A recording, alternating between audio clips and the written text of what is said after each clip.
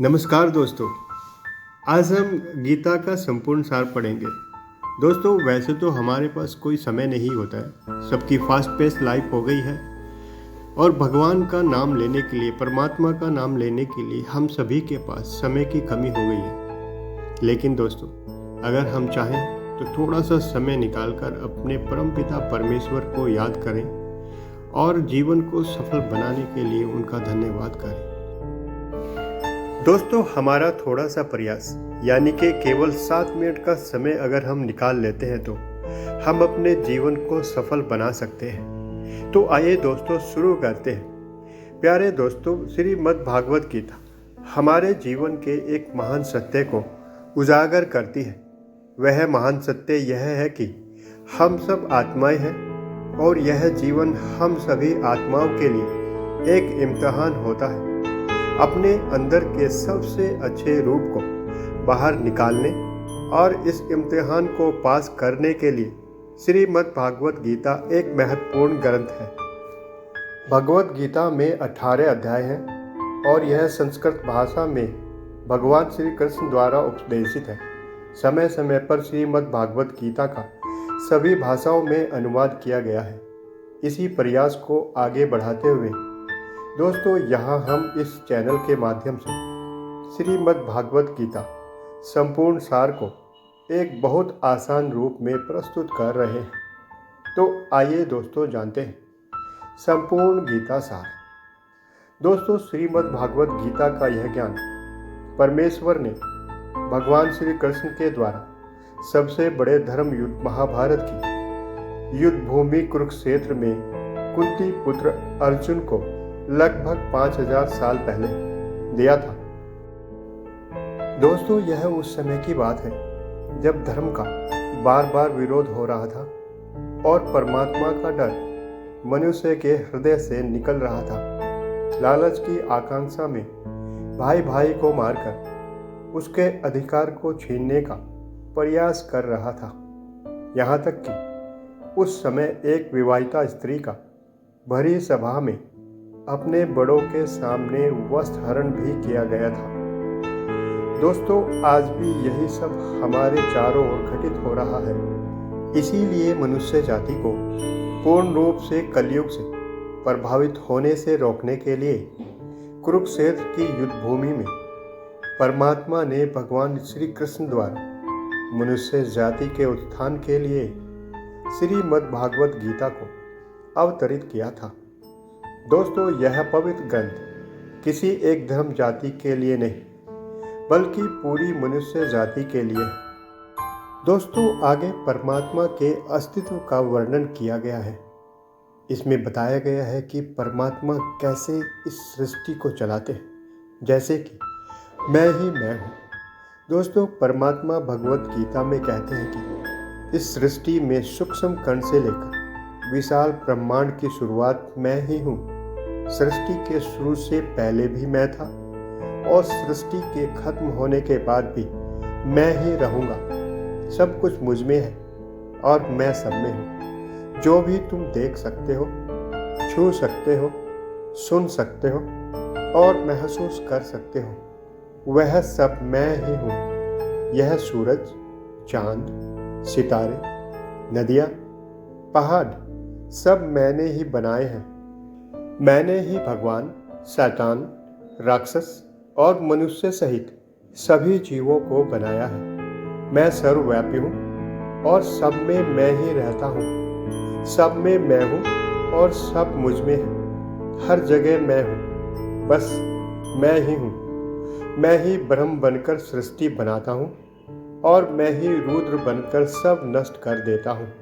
मैं यह सृष्टि यूं ही बनाता रहता हूँ और तोड़ता रहता हूँ और हमेशा यही करता रहूँगा ताकि आत्माओं को बार बार मौके मिल सके इस जन्म मरण के बंधन से मोक्ष पाने के और हमेशा के लिए परमात्मा में विलीन हो जाने के।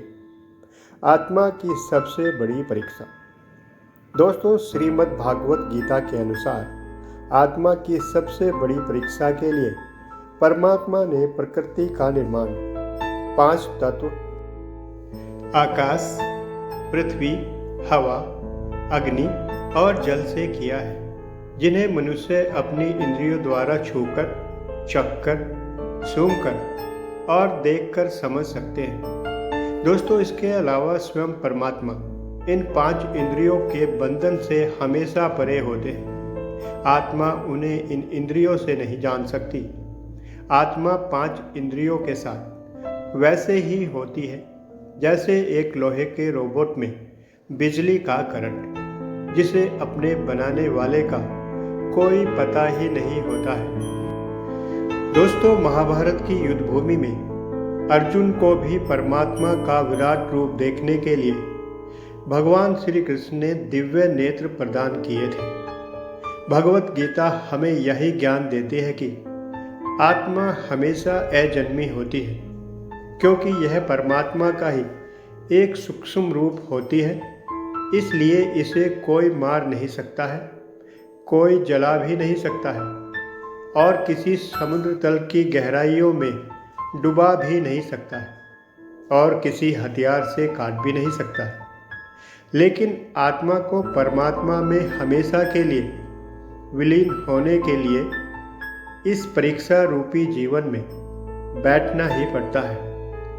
इस परीक्षा के लिए परमात्मा से बिछुड़कर आत्मा को पृथ्वी पर किसी न किसी रूप में जन्म अवश्य लेना होता है और 88 करोड़ योनियों को जीने और भोगने के बाद एक आत्मा को पुनः मनुष्य का शरीर प्राप्त होता है। जीवन की बड़ी से बड़ी मर्यादाओं की परीक्षा में बैठने के लिए हर एक व्यक्ति को इस पूरी परीक्षा के अंतर्गत भिन्न भिन्न प्रकार की अच्छी और बुरी भावनाओं के चक्रव्यूह में अपने सगे संबंधियों और मित्रजनों के साथ रखा जाता है, जिसमें हर आत्मा को अपने अंदर के तामसिक और राजसिक गुणों से निकलकर सात्विक गुणों वाले जीवन में प्रवेश करने के अनेकों अवसर प्राप्त होते हैं।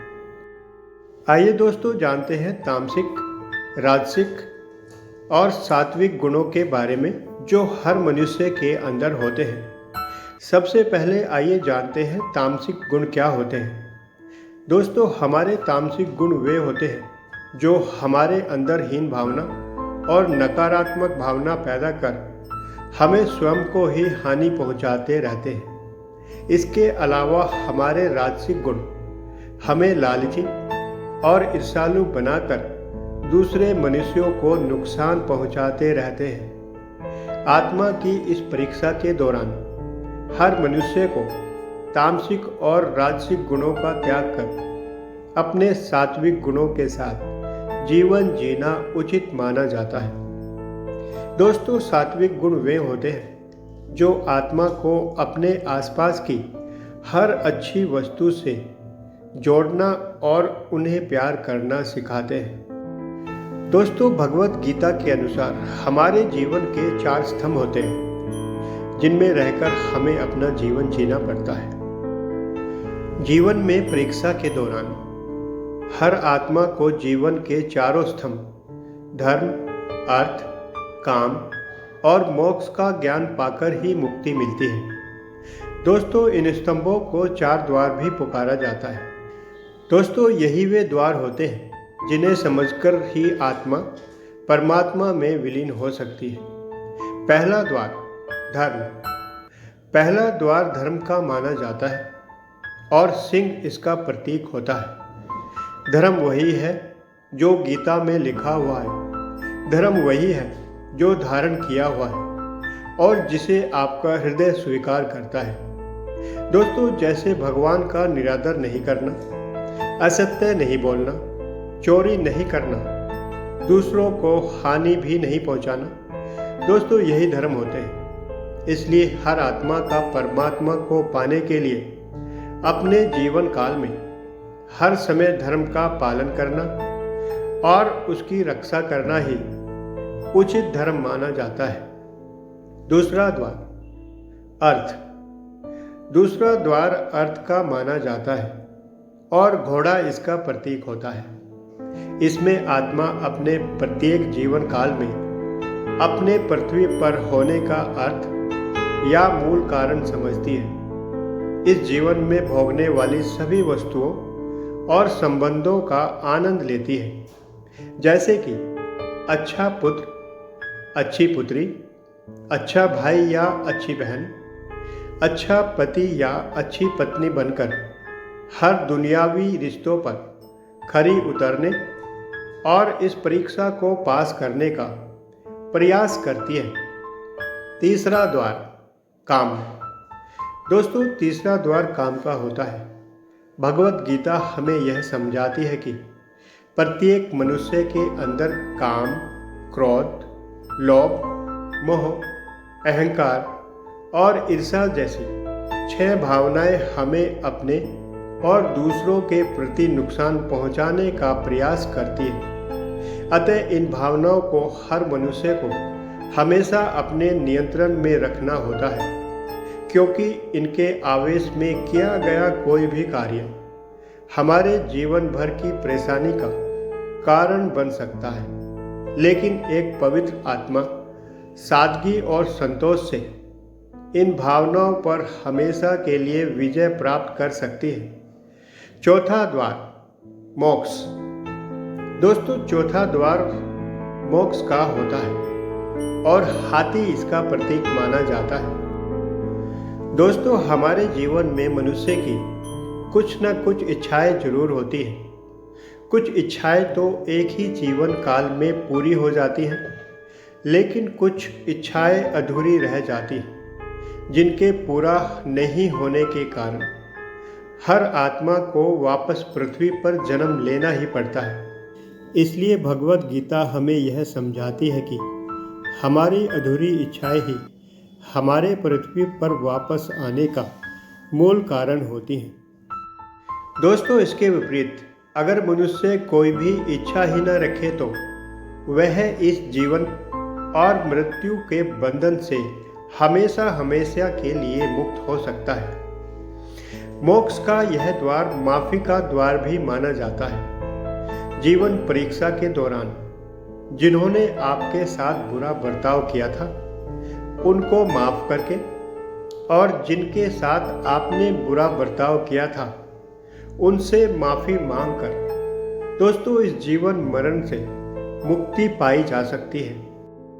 जब तक कोई भी आत्मा इन चारों द्वारों धर्म, अर्थ, काम और मोक्ष को समझ नहीं लेती है, तब तक इस आत्मा को बार बार जीवात्मा के रूप में आना ही पड़ता है। परीक्षा का वक्त समाप्त होते ही आत्मा शरीर और अन्य सब वस्तुओं का त्याग कर देती है।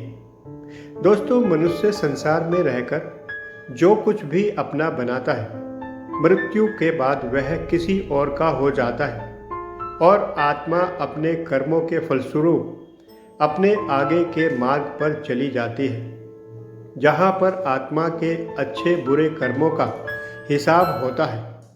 आत्मा द्वारा किए गए अच्छे कर्मों के लिए उसे कुछ समय के लिए स्वर्ग और दुष्कर्मों के लिए नरक में जाना होता है। नरक में आत्मा को किए गए पापों के अनुरूप सजाएं भोगनी पड़ती है और सजा पूरी होने के बाद आत्मा को फिर से एक नया शरीर प्राप्त होता है। जीवन की परीक्षा में फिर से बैठने के लिए हर परीक्षा में फिर वही सब दोहराया जाता है, जिसमें जीवन के 4 स्तंभों धर्म, अर्थ, काम और मोक्ष को समझने का कार्य एक बार फिर दोहराया जाता है। हर जीवन काल में अपने कई जन्मों के कर्मों के हिसाब से प्रत्येक आत्मा को कभी अच्छे कभी बुरे हालातों से गुजरना ही पड़ता है। लेकिन जब तक आत्मा परमात्मा के संबंध को नहीं समझ लेती है, तब तक वह मोक्ष को प्राप्त नहीं कर सकती है। कर्म योग। दोस्तों, भगवत गीता हमें यह भी समझाती है कि मनुष्य अपने शरीर, मन या हृदय से भगवान को पा सकता है। मनुष्य द्वारा किए गए कर्मों के माध्यम से परमात्मा को पा लेने को कर्म योग कहा जाता है। ये ऐसे कर्म होते हैं जिनमें परमात्मा की इच्छा होती है और ये कर्म दूसरे मनुष्यों के कल्याण के लिए होते हैं। ऋषि वाल्मीकि ने रामायण में लिखा है कि श्रवण ने अपने माता पिता की सेवा कर और उन्हें 4 धाम की यात्रा कराकर अपने कर्मों द्वारा परमात्मा को पाया था। राजयोग। दोस्तों, श्रीमद् भागवत गीता हमें यह समझाती है कि एक आत्मा मस्तिष्क द्वारा परमात्मा के साथ योग कर सकती है। इस अवस्था को राजयोग कहा जाता है। मनुष्य का मस्तिष्क सब इंद्रियों को नियंत्रित करने का कार्य करता है, इसलिए यह इंद्रियों का राजा भी होता है। एक मनुष्य अपनी श्वास प्रणाली, आस्था, साधना, अभ्यास और तपस्या से इस योग द्वारा परमात्मा को पा सकता है। इस योग को समझने के लिए हमें अपने अंदर की शक्तियों यानी कि चक्र और कुंडलिनी को समझना पड़ता है। आत्मा मस्तिष्क से ध्यान लगाकर परमात्मा के साथ योग लगा सकती है। उदाहरण के लिए स्वामी परमहंस, स्वामी शंकराचार्य, स्वामी विवेकानंद और उनके जैसे कई महापुरुष इस योग के रास्ते परमात्मा के साथ आत्मा की संधि लगा चुके हैं। दोस्तों, आइए जानते हैं भक्ति योग क्या होता है। परमात्मा भगवत गीता में आगे कहते हैं कि अगर किसी आत्मा को योग ना भी समझ आए या धर्म ना भी समझ आए, लेकिन अगर वह मेरी शरण में आ जाए तो मैं उसके सारे पाप माफ कर देता हूँ। परमात्मा को हृदय की गहराइयों से पुकार कर पा लेने को ही भक्ति योग कहते हैं। दोस्तों, उदाहरण के लिए पवन पुत्र हनुमान, चैतन्य महाप्रभु और मीराबाई इस भक्ति योग के सबसे बड़े उदाहरण हैं।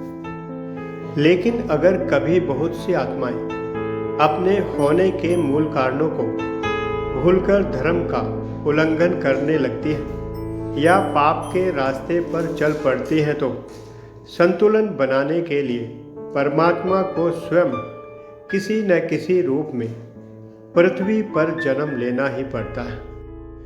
दोस्तों, अगर आपको श्रीमद् भागवत गीता का यह सार पसंद आया है तो इसे दूसरों के साथ जरूर शेयर करें ताकि सभी आत्माएं पृथ्वी पर अपने होने के मूल कारण को समझ सकें और इस जन्म मरण से मुक्ति पाकर हमेशा हमेशा के लिए परमात्मा के चरणों में रह सके।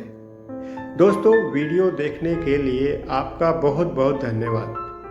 अगर आपको हमारी वीडियोस पसंद आ रही हैं तो लाइक करें, चैनल को सब्सक्राइब करें और बेल आइकन को दबाना ना भूलें। Thank you so much.